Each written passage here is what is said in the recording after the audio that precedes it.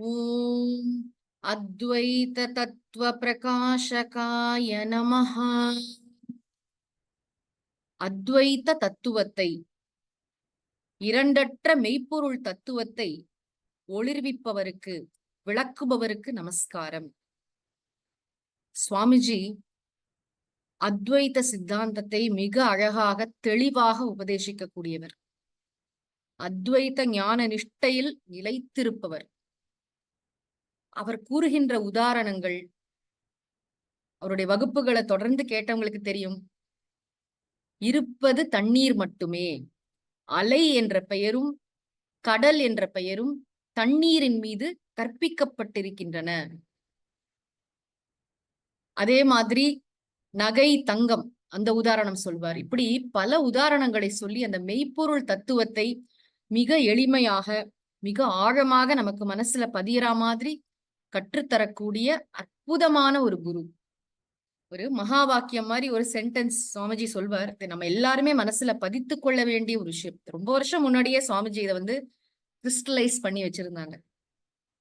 தூய உணர்வாகிய பரம்பொருளின் மீதுதான் உயிருக்கு உயிரான இறைவனும், உயிர்களும், உலகங்களும், உள்ளங்களும், உடல்களும் மாயையால் கற்பிக்கப்பட்டிருக்கின்றன. இது சுவாமிஜி ரொம்ப அழகா இந்த சென்டென்ஸ் பல இடங்கள்ல ஒரு ஃபைனல் ஸ்டேட்மெண்ட் மாதிரி சொல்லுவாங்க. இன்னொரு வாட்டி சொல்றேன். தூய உணர்வாகிய பரம்பொருளின் மீதுதான் உயிர்களுக்கு உயிராகிய இறைவனும், உயிர்களும், உள்ளங்களும், உடல்களும், உலகங்களும் மாயையால் கற்பிக்கப்பட்டிருக்கின்றன. இந்த விஷயத்த அத்தனை தெளிவா அது மனசுல அப்படி பதியற மாதிரி உள்ளங்கை நெல்லிக்கனி போல சுவாமிஜியோட அந்த டீச்சிங் மெத்தடாலஜி, அந்த முறை ரொம்ப அழகானது, ரொம்ப தெளிவு மிகுந்தது. அறிவிலே தெளிவுன்னு பாரதியார் சொல்ற மாதிரி வேக் நாலேஜ் கிடையாது. எதையோ நான் படிச்சேன், நான் சொல்றேன், அப்படி கிடையாது. நமக்கு புரிய வச்சுட்டு தான் மறுவேளை பார்ப்பாங்க சுவாமிஜி. முக்கியமா இந்த அத்வைத விஷயத்தை, இருப்பது ஒரே ஒரு பொருள் தான், இரண்டற்ற மெய்ப்பொருள், மெய்ப்பொருள் காண்பது அறிவு அப்படின்னு திருவள்ளுவர் சொன்னார் இல்லையா?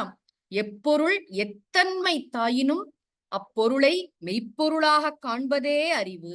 அந்த அத்வைத ஞான நிஷ்டையில் நிலைத்திருந்து சுவாமிஜி அற்புதமாக அந்த தத்துவத்தை நமக்கு உபதேசித்து, நமக்குள்ளே உண்மையிலே நாம் பரம்பொருள் தான், இந்த உலகம், இந்த பிரபஞ்சம் முழுவதும் பரம்பொருள் தான், இருப்பது பரம்பொருள் மட்டுமே, இரண்டாவதாக ஒரு பொருள் இல்லை, காண்பதெல்லாம் மாயத் தோற்றம். இதை மிக அழகாக கேட்பவர்களுக்கெல்லாம் எத்தனை முறை கேட்டாலும் சலிக்காமல், அலுத்து கொள்ளாமல், ரொம்ப சந்தோஷமா அந்த வகுப்பு எடுக்கிறதுலயும் ஒரு ஆனந்தம் சுவாமிஜிக்கு.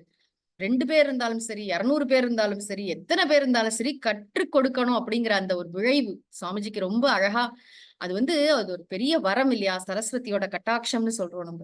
சுவாமிஜி அவ்வளவு ஒரு இது நன்றாக தெளிவாக விளங்க வைக்கக்கூடிய ஆச்சாரியராக விளங்குகிறார். அந்த சுவாமிஜிக்கு நமஸ்காரம். மூர்த்தி எல்லாம் வாழி எங்கள் மோன குருவாழி, அருள் வார்த்தை என்றும் வாழி, அன்பர் வாழி பராபரமே. ஓம் சாந்தி சாந்தி சாந்தி. ஹரிஹி ஓம். சத்குருநாத மகாராஜ் கி ஜெய்.